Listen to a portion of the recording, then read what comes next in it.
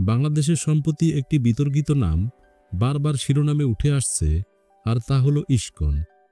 International society for Krishna consciousness ISKCON নামে পরিচিত এই সংগঠনটি শুরুতে ধর্মীয় কর্মকাণ্ডের জন্য প্রতিষ্ঠিত হলেও এখন এটি নিয়ে নানা ধরনের অভিযোগ সামনে আসছে।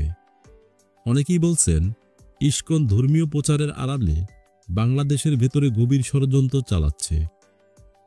তাদের লক্ষ্য কি সাম্প্রদায়িক উত্তেজনা সৃষ্টি করে একটি অস্থিতিশীল পরিবেশ গড়ে তোলা, প্রশাসন থেকে শুরু করে বিচার ব্যবস্থায় প্রভাব বিস্তার করা, নাকি এটি বৃহত্তর রাজনৈতিক পরিকল্পনার অংশ?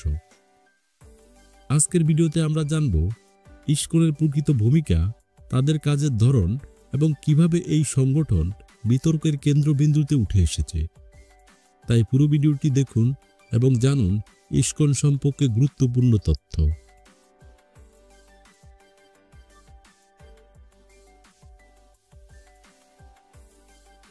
ইসকন 1966 সালে যুক্তরাষ্ট্রে প্রতিষ্ঠিত হয়। এর মূল উদ্দেশ্য ছিল ভগবান কৃষ্ণের ভাবনা প্রচার করা। ধীরে ধীরে এটি একটি আন্তর্জাতিক ধর্মীয় আন্দোলনে পরিণত হয়। বাংলাদেশেও তাদের কার্যক্রম শুরু হয় বেশ কয়েক দশক আগে। তবে সাম্প্রতিক সময়ে এই সংগঠন নিয়ে বিতর্ক চরমে পৌঁছেছে। অনেকের মতে ইসকন শুধুমাত্র ধর্মীয় সংগঠন নয়, তারা রাজনৈতিক ও সামাজিক প্রভাব বিস্তারের চেষ্টা করছে। বিভিন্ন গণমাধ্যমে এমন অভিযোগ আসছে যে ইসকন তাদের প্রভাব বাড়ানোর জন্য প্রশাসন এবং শিক্ষা প্রতিষ্ঠানেও জাল বিস্তার করছে। বাংলাদেশে ইসকন বেশ কয়েকটি মন্দির পরিচালনা করছে এবং ধর্মীয় কার্যক্রম চালিয়ে যাচ্ছে। তবে এর বাইরেও তাদের বিরুদ্ধে প্রশাসনিক ও রাজনৈতিক ষড়যন্ত্রের অভিযোগ উঠেছে। দাবি করা হয় তারা সাম্প্রদায়িক উত্তেজনা সৃষ্টি করে হিন্দু মুসলিম সম্পর্ক নষ্ট করতে চায়। সম্প্রতি চট্টগ্রামে এক আইনজীবীর হত্যার ঘটনায় ইসকনের নাম উঠে এসেছে।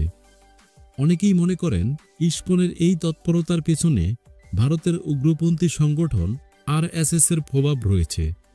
তাদের লক্ষ্য একটি অখণ্ড ভারত প্রতিষ্ঠা করা। বাংলাদেশে ইসকনের কার্যক্রমকে অনেকেই এই বৃহত্তর পরিকল্পনার অংশ হিসাবে দেখেন।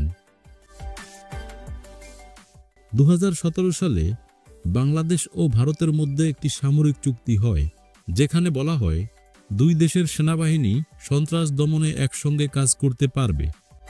এর ফলে ভারতীয় সেনাবাহিনী বাংলাদেশের ভেতরে প্রবেশের সুযোগ পেতে পারে। এই চুক্তি নিয়ে জনমনে প্রশ্ন তৈরি হয়েছে, এটি কি বাংলাদেশের স্বাধীনতার জন্য হুমকি হতে পারে? ইসকন সম্পর্কে আরও একটি গুরুতর অভিযোগ হল তারা প্রশাসন ও শিক্ষা ব্যবস্থায় তাদের লোকদের নিয়োগ দিচ্ছে। এমনকি মাদ্রাসা বোর্ডের চেয়ারম্যান পদেও একজন হিন্দু ব্যক্তিকে বসানোর অভিযোগ উঠেছে। এটি নিয়ে দেশ জুড়ে ব্যাপক আলোচনা হয়েছে। অনেকেই মনে করেন ইসকন পরিকল্পিতভাবে মন্দিরে হামলার নাটক সাজিয়ে মুসলিমদের দোষারোপ করছে, যাতে সাম্প্রদায়িক দাঙ্গা সৃষ্টি হয়। এর ফলে দেশের শান্তি শৃঙ্খলা নষ্ট হতে পারে। বর্তমান পরিস্থিতিতে আমাদের সবার উচিত সচেতন থাকা এবং কোনো ধরনের বিভ্রান্তিকর তথ্য ছড়িয়ে পড়তে না দেওয়া। ধর্মীয় সম্প্রীতি রক্ষা করা আমাদের নৈতিক দায়িত্ব। ইসকনের মতো সংগঠনেরও কার্যক্রম পর্যবেক্ষণ করতে হবে এবং সরকারকে এর বিরুদ্ধে যথাযথ পদক্ষেপ গ্রহণ করতে হবে। প্রশ্ন হল, ইসকন কি শুধুই ধর্মীয় সংগঠন, নাকি এর আড়ালে লুকিয়ে আছে বড় ধরনের ষড়যন্ত্র? এই প্রশ্নের উত্তর খুঁজে বের করা এখন সময়ের দাবি। আমাদের সবাইকে সচেতন থাকতে হবে যাতে কোনো ষড়যন্ত্র দেশকে অস্থিতিশীল করতে না পারে।